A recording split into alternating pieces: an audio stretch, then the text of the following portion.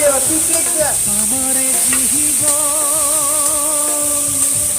কাছে এসে দেখলো না হয় মনেরই ভাঙন।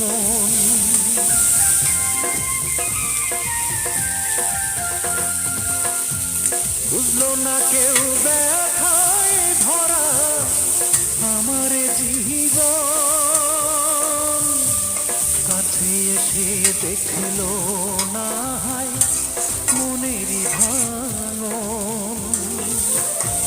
চার আঙ্গুলের এই কপালে, চার আঙ্গুলের এই কপালে কষ্ট বেড়ে যায়।